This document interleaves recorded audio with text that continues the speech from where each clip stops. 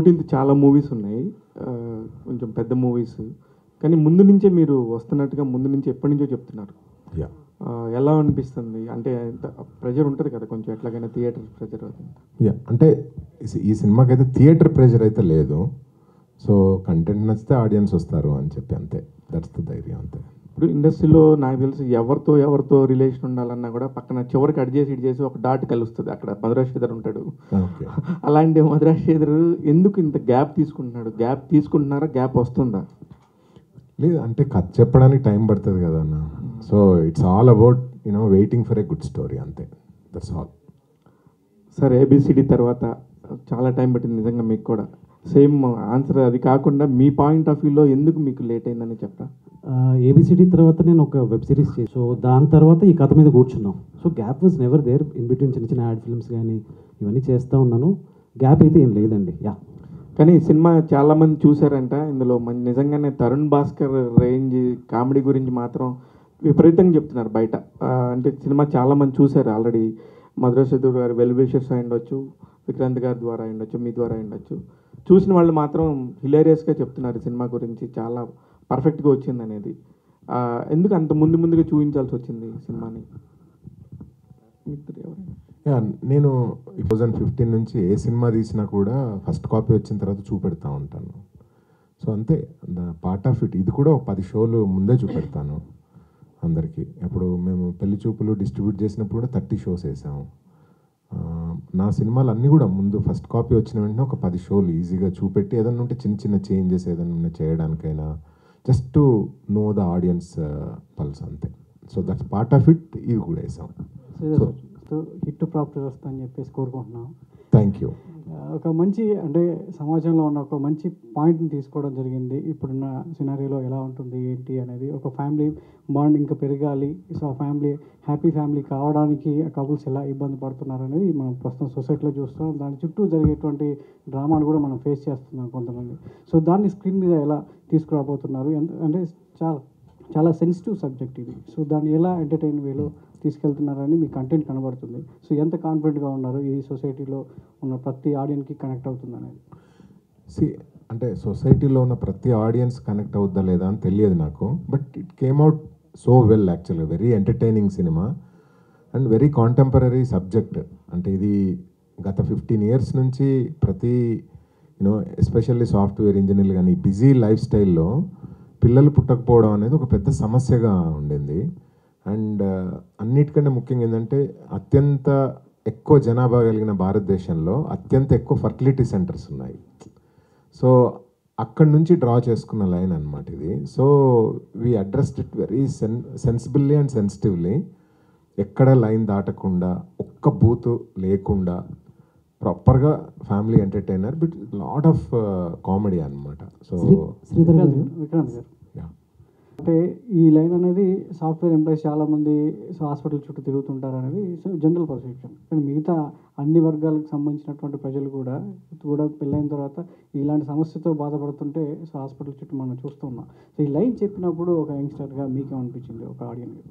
Sir నాది కూడా software బ్యాక్గ్రౌండే. And నేను చాలామందిని చూశాను ఈ ప్రాబ్లమ్తో సఫర్ అవుతున్నాడు, నా ఫ్రెండ్స్ని, ఫ్యామిలీలో కొంతమందిని. సో చదివినప్పుడు ఫస్ట్ నాకు అనిపించింది ఇది చెప్పాల్సిన కథ అనిపించింది. అంటే ఇది పిల్లలు పుట్టకపోవడం అనేది ఒక ప్రాబ్లం అయితే ఆ టైంలో వాళ్ళు ఫేస్ చేసే ఆ సోషల్ ఇష్యూస్ చుట్టూ జనాల మధ్యలో, సో అది కూడా చెప్పాలి. ఆ మెంటల్ అగని అనేది చాలా పెద్ద అగని బేసిక్గా. కానీ ఈ స్క్రిప్ట్ అలా అని చెప్పి దీన్ని ఏదో ఒక ప్రీచీగా వెళ్లకుండా ఒక లైట్ హార్టెడ్ వేలో బట్ అట్ ద ఎండ్ బయటకు వచ్చేటప్పుడు ఒక మంచి మెసేజ్తో బయటకు వచ్చేట్టు రాసిన స్క్రిప్ట్ అనమాట. సో ఫస్ట్ చదివినప్పుడే ఐ వాజ్ సోల్డ్ కంప్లీట్లీ. ఇది కంపల్సరీగా చేయాలి అనిపించింది, చేశాను. శ్రీధర్ గారు తీసుకున్నప్పుడు దాని గురించి బ్యాక్గ్రౌండ్ చాలా వర్క్ చేస్తాం.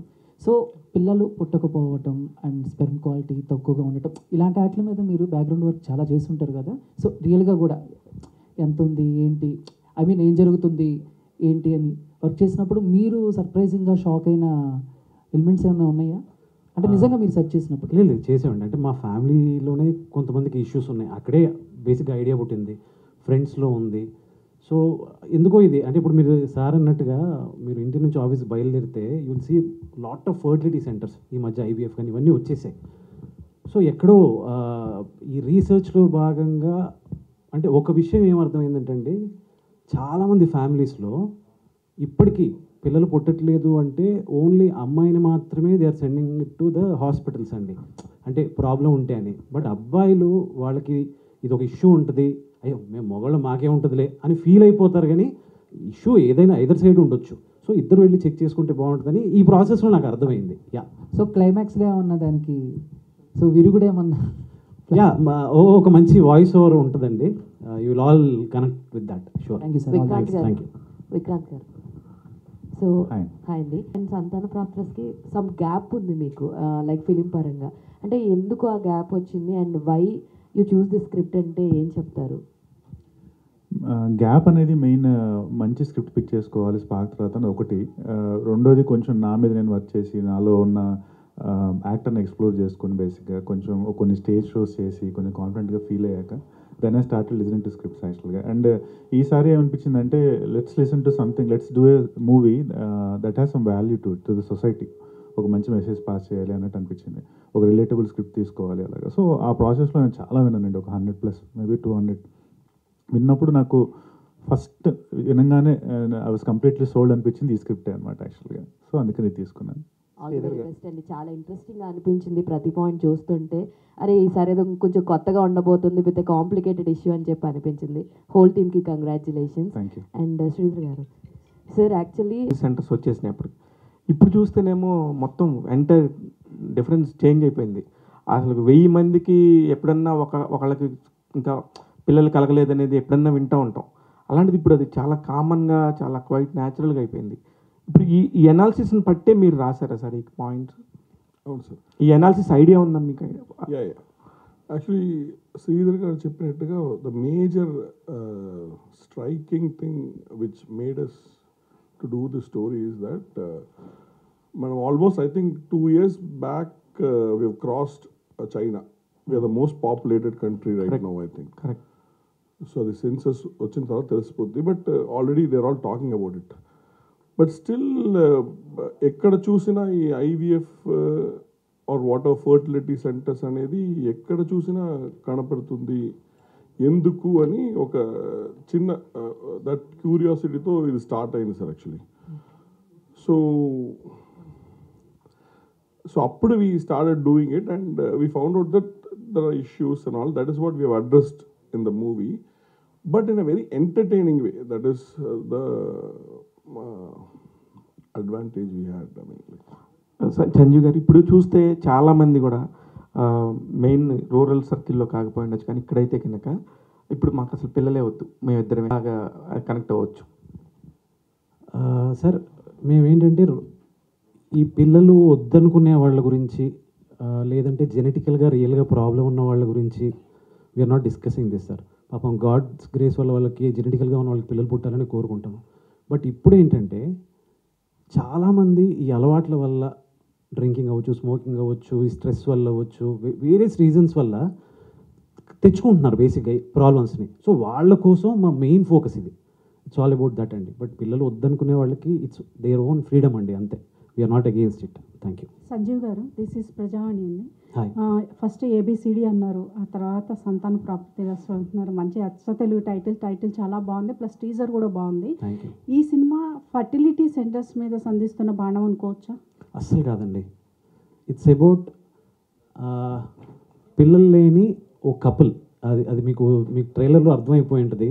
ఒక అమ్మాయి అబ్బాయి డిఫరెంట్ బ్యాక్గ్రౌండ్స్లో నుంచి వచ్చి వాళ్ళు ప్రేమించి పెళ్లి చేసుకున్నారు.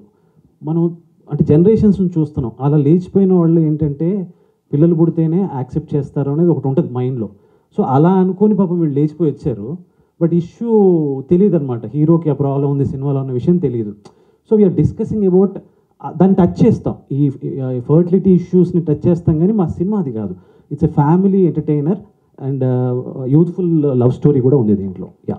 విక్రాంత్ గారు, గ్లామర్ రోల్ అన్నారు, వెంటనే యాక్సెప్ట్ చేస్తారా? అంటే రోల్కి తగ్గట్టు చేంజ్ అవ్వడం అనేది ఇంపార్టెంట్ అండి. బేసిక్గా you have to be a good actor. Actor అనేది డైరెక్టర్ గారు ఇలా కావాలంటే అలా మారాలి, మనం మౌల్డ్ అవ్వాలి. సో వెయిట్ అంటే ఇంకొక విధంగా చూస్తే అందరూ ఇంకా తగ్గాలి, స్లిమ్ అవ్వాలంటారు. ఇంకా ఇబ్బంది, కానీ ఒక 5 కిలోలు గెయిన్ అవ్వమంటే ఏమో 4 రోజులు కూర్చొని తినేసి లావ్ అయిపోయాం బేసిక్గా. బట్ అదర్వైజ్ అంటే మనం చైతన్య అనే క్యారెక్టర్ ఎలా ఉండాలి అనేది డైరెక్టర్ గారికి ఒక క్లియర్ విజన్ ఉన్నదండి బేసిక్గా. సో ఆయన చెప్పినట్టు ఎగ్జాక్ట్గా అలాగే అవ్వాలి నేను అని ట్రై చేశాను. I hope it came out that way. Sridhar గారు, మీరు సురేష్ బాబు గారికి పెట్టిన అనుకుంటున్నాం, అలాగే మీకు ఈ సినిమా మంచి సక్సెస్ అవ్వాలని కోరుకుంటున్నాం. థ్యాంక్ యూ అమ్మా. All the best sir. Thank you so much. Ajay sir గారు. సంజీవ్ గారు. కాకపోతే ఈ సినిమాలో ఎలాగని కాకపోతాను చెప్పు. సార్ మధురాజ్ గారు. సార్ అంటే ఇందాక అనే పాయింట్ చిన్న పెద్ద లేదు, ఈ రోజులో కంటెంట్ ఇస్ ద కింగ్, అది ప్రూవ్ అవుతూ వస్తుంది. కానీ చిన్న సినిమాలకు మెయిన్గా సింగిల్ స్క్రీన్స్, మల్టీప్లెక్స్లో స్క్రీన్స్ దొరికేస్తున్నాయి. సింగిల్ స్క్రీన్స్ దొరికి చిన్న సినిమాలు ఎక్కడ స్ట్రగుల్ అవుతున్నాయంటే సింగిల్ స్క్రీన్స్ దొరక్కపోవడం. సింగిల్ స్క్రీన్స్లో బికాస్ టికెట్ కాస్ట్ తక్కువ ఉంటుంది and lower class, middle class options ఉంటాయి చూస్ చేసుకుని థియేటర్కి రావడానికి. మల్టీప్లెక్స్లో ఏమవుతుందంటే కింద నుంచి పై దాకా ఒకటే రేటు, మనకి 200 పెడితే కింద కూర్చున్నట్టు పైన కూర్చున్నాడు. బట్ సింగిల్ స్క్రీన్స్ దొరకడమే కష్టం. అలాంటి దాన్ని అంటే మీరు from past you are in the industry, so present struggle main చిన్న సినిమాలకి అది కూడా అనుకోవచ్చు. అస్సలు అంటే అసలు థియేటర్ల సమస్య ఉందని నేను అనుకోను, ఫస్ట్ పాయింట్. సెకండ్ పాయింట్, నా సినిమాలకైతే థియేటర్ల సమస్య ఇప్పటివరకు ఫేస్ చేయలేదు, సెకండ్ పాయింట్. థర్డ్ పాయింట్, అసలు సింగిల్ స్క్రీన్, నేను ఇది మాట్లాడితే ఏదన్నా హర్ట్ అవుతారేమో కానీ అసలు సింగిల్ స్క్రీన్లు అనేది ఎవెన్చువల్లీ ఒక 4-5 ఇయర్స్లో పోతాయండి. అసలు no one is interested to watch in single screens. కొంచెం ఎక్సైట్మెంట్, కొంచెం బెటర్ ఎక్స్పీరియన్స్ కావాలన్నా అందరు మల్టీప్లెక్స్కి వెళ్ళిపోతున్నారు యాక్చువల్గా. So there is no point. నాకైతే సింగిల్ స్క్రీన్లు, మల్టీప్లెక్స్లు ఈ పాయింట్ అయితే నాకు తెలియదు, ఫస్ట్ పాయింట్. తర్వాత సంతాన ప్రాప్తి రస్తువు లాంటి సినిమా డెఫినెట్లీ కావలసినన్ని థియేటర్లు దొరుకుతాయి. అంటే మల్టీప్లెక్స్ ఇది అంటే ఫస్ట్ వీక్ అయితే this is going to be a big multiplex cinema. So తర్వాత సెకండ్ వీక్ కొంచెం టౌన్స్లోకి వెళ్తుంది డెఫినెట్లీ. కాబట్టి థియేటర్లు దొరక్కపోవడం అనేది ఉండదు. That's what I want to say. Yeah, I hope I answered your question. Sridhar garu. Ajay గారు, ఏదైనా డెఫినెట్లీ చాలా మట్టుకు సింగిల్ స్క్రీన్లు ఆల్రెడీ ఐదర్ ఫంక్షన్ హాల్ అయినాయి, లేకపోతే క్లోజ్ అఫ్కోర్స్ అయ్యొచ్చు ఉండొచ్చు, కానీ మీరు అలా దాన్ని స్టేట్మెంట్గా చేయడం అనేది అయితే ఒక్క నిమిషం. కొన్ని సింగిల్ స్క్రీన్లు ఇప్పుడు వైజాగ్లో జగదాంబ థియేటర్ ఉంది, ఐకానిక్ థియేటర్. అలా ఐకానిక్ థియేటర్స్ ఉంటాయి. మిగతా థియేటర్లు మెయింటెనెన్స్ కష్టమైపోతుంది. ఇప్పుడు పెద్ద హీరోల సినిమాలు వచ్చినప్పుడు ఆ ఫ్రైడే, సాటర్డే, సండే నిండుతున్నాయి, మిగతా అన్ని షోలు క్యాన్సిల్ అవుతున్నాయి కదా. సో డెఫినెట్లీ సింగిల్ స్క్రీన్, నా ఉద్దేశం అయితే single screens have to be converted to multiplexes. దాని అమ్యూజ్మెంట్ అంటే కొంచెం ఇప్పుడు సత్యం థియేటర్ ఏఎంబి లాగా చేంజ్ ఎగ్జాక్ట్లీ సత్యం, ఐకానిక్ సత్యం థియేటరే AAA అయిపోయింది. సో ఎవెన్చువల్లీ ఇప్పుడు అంతేందుకు మన ఆర్టీసీ క్రాస్ రోడ్లో సుదర్శన్ సంధ్య, బట్ మల్టీప్లెక్స్ అయింది ఏంటి, దేవి పక్కన సుదర్శన్ కదా, సుదర్శన్ కదా, సుదర్శన్ 70mm మల్టీప్లెక్స్ కన్వర్ట్ చేసేసారు. సో 5 yearsలో అవ్వాల్సిందే, వేరే రూపాంతరం చెందాల్సిందే. యా, అంటే మీరు ఫైనల్గా సింగిల్ స్క్రీన్ అనేది ఇంకా ఉండదు అనేది మీరు క్లారిఫై. ఐకానిక్ థియేటర్స్ తప్ప నాకు తెలిసి ఆంధ్రప్రదేశ్, తెలంగాణలో ఒక 15 నుంచి 20 ఐకానిక్ థియేటర్స్ ఉంటాయి. మిగతా అన్ని మల్టీప్లెక్స్ అని అవ్వాలి, లేకపోతే క్లోజ్ చేసుకోవాలి. ఇప్పుడు శ్రీధర్ గారి స్టేట్మెంట్ ఆంధ్రప్రదేశ్, తెలంగాణలో 20 థియేటర్లు తప్ప మొత్తం వెళ్ళిపోతాయి అనేది మీరు స్టేట్మెంట్ 5 yearsలో ఆఫ్టర్ నేను అనుకుంటున్నాను.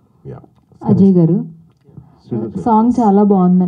మీరేమైనా కరెక్షన్స్ చెప్పారా? లైక్ మీకు ఒక ఐడియా ఉంటుంది కదా, ఏమైనా చేంజెస్ కానీ స్క్రిప్ట్లో ఇట్లా ఉండాలి అలా ఉండాలి అని చేంజెస్? అంటే it's all we discuss a lot అండి యాక్చువల్లీ. అంటే డే 1 నుంచి ఇట్స్ ఆల్ చాలా సంవత్సరాలుగా మేము ట్రావెల్ అవుతున్నాము, నేను, Sanjeev, Dawood. So we discuss a lot. ఇదంతా అంటే ప్రతి సీన్ డిస్కస్ చేసి డిఫరెంట్ యాంగిల్స్లో ఆలోచించి చేస్తాము. కాబట్టి ఇట్స్ ఆల్ నాట్ అబౌట్ నా ఇన్పుట్స్ ఉన్నాయా అలా ఏం ఉండదు. మేము ఎన్నో ఉదయాలు గడుపుతాం. అంటే మార్నింగ్ అందరూ డైలీ గడుపుతారేమో కానీ మేము ఎర్లీ మార్నింగ్ 7 o'clock ఛాయ్ కూర్చొని ఈ స్క్రిప్ట్ను, సీన్లు, డైలాగులు డిస్కస్ చేస్తాం. అక్కడ నుంచి స్టార్ట్ అవుతుంది అంతే.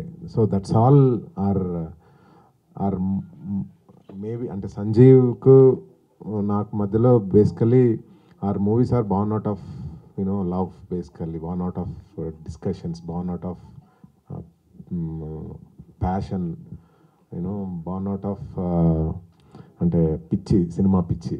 So Santhana Prapthirasthu is all about that only. Yeah, definitely sir. I wishing blockbuster. Yeah, thank you so much. Sridhar garu పొద్దున్నే ఎర్లీ మార్నింగ్ చదువుకుంటే కనుక బ్రెయిన్కి వెళ్తుంది అంటారు, అందుకే పిల్లల్ని కూడా పొద్దున్నే చదువుకోమంటారు. మీరు కూడా పొద్దున్నే చదువుతూ ఉంటారేమో. మా స్క్రిప్ట్ డిస్కషన్ మార్నింగ్ 7కే స్టార్ట్ అవుతుంది. అదే, yeah, with a coffee or chai అంతే. కానీ మధుర శ్రీధర్ గారు డైరెక్టర్ అవుదామని అంత పెద్ద జాబ్ వదులుకొని అంత పెద్ద కంపెనీ నుంచి బయటకు వచ్చి స్నేహగీతం లాంటి ఒక సినిమాకి డైరెక్ట్ చేసి అందులో చేసి నటించిన నటీనటులందరూ కూడా ఈ రోజుల్లో భారతదేశం మొత్తం గర్వించే ప్లేస్లో ఉన్నారు అందరు కూడా చాలామంది. కానీ అంత ప్యాషనేట్ డైరెక్టర్ ప్రొడ్యూసర్గా మారి క్యాష్ పంచుతున్నారు, కారణం ఏంటో? ప్రొడ్యూసర్గా మారడం అంటే నా ఉద్దేశంలో క్యాష్ పంచడం కాదు. సో ఇట్స్ ఆల్ ఐ ఏంటి term it as a film maker. I'm a sincere film మేకర్ని. So I enjoy every part of film making. So producer అనేవాడికి అంటే అన్ని శాఖల మీద అవగాహన ఉంటే కొంచెం ఇంట్రెస్టింగ్గా తయారవుతుంది, కరెక్ట్ బడ్జెట్లో తయారవుతుంది, కరెక్ట్గా పొజిషనింగ్ చేయగలం, కరెక్ట్ మార్కెటింగ్ చేయగలం. ప్రాబ్లం ఎక్కడొస్తుంది అంటే ప్రొడ్యూసర్ క్యాష్ పార్టీ అయినప్పుడు. Okay, so I'm not a cash party producer. Yeah, cash పంచడం అంటే నా ఉద్దేశం అది కూడా సర్కాస్టిక్గా కాదు శ్రీధర్ గారు, మీకు తెలుసు. నా ఉద్దేశం చాలా అంటే అంత ప్యాషన్ చంపుకుంటున్నారు. మళ్ళీ ఎప్పుడు మైక్ పట్టుకుంటున్నారు, ఈ మైక్ కాదు, 24 క్రాఫ్ట్స్ మీద గ్రిప్ వచ్చే మైక్, కెప్టెన్ మైక్ పట్టుకునేది లేదబ్బా. సో అది I just left it to God, ఎలా ఏంటి అనేది he will design. Yeah, but ఇప్పుడైతే I'm enjoying creative production, definitely enjoy చేస్తున్నాను. All the very best sir. Thank you. Director garu, ఇప్పుడు 100 days ప్రెగ్నెన్సీ అనేది ఏదైతే ఉందో ఆ time period full comedy work out. Okay, ముందుగా రైటర్ షేక్ దావుద్ గారిని మాట్లాడాల్సిందిగా కోరుకుంటున్నాము సార్. అంటే మీరు అయిన డిజిటల్ బిజినెస్ అయిన వాళ్ళకి కూడా చాలామందికి లంసమ్ అమౌంట్ల కంటే కూడా ఎక్కువ పేపర్ వ్యూ ఇవన్నీ చేస్తున్నారు, ఆఫర్ చేస్తున్నారని. How does this model work? It's a good model అండి. యాక్చువల్గా వన్ వే అంటే మనము ముందే ఫుల్ బిజినెస్ చేసుకోవడం అదొక స్టైల్, వన్ టైం పేమెంట్ వచ్చేస్తుంది. సపోజ్ కొంచెం అప్రిహెన్షన్స్ ఉంటాయి ఓటీటీస్కి, అమ్మో ఇంత లంసమ్ అమౌంట్ ఇస్తే మాకు వర్కౌట్ అవ్వద్దో లేదో అంటే, ఎందుకంటే చిన్న సినిమా గ్యారంటీ లేదు కదా, అంటే హిట్ అవుద్దా లేదా ఇది సినిమా. కాబట్టి అప్పుడు పేపర్ వ్యూలో ఆఫర్ చేస్తారు. అప్పుడు ఆఫర్ చేసినప్పుడు రైట్స్ అన్ని ప్రొడ్యూసర్ దగ్గరే ఉంటాయి కదండి. So he can explore for life time. Actual కొంచెం ఓపిక్గా కనుక ఎక్స్ప్లోర్ చేసుకుంటే పేషెంట్గా, సో తనకు కొన్ని సంవత్సరాలు అలా రెవెన్యూ వస్తూ ఉంటుంది. But he has to position it well, different ప్లాట్ఫామ్స్లో కరెక్ట్గా పొజిషన్ చేసుకోగలగాలి ఓపిక్గా. వర్క్ అవుతుందండి ఈ model? Do you know any examples? అసలు అంటే ఫుల్గా వర్కౌట్ అవ్వకపోవచ్చు, అంటే ఇమ్మీడియట్లీ మనం పెట్టిన డబ్బు రావాలి అని అంటే అవ్వవచ్చు. But over the years definitely work out అవుతుందండి. థ్యాంక్ యూ అండి.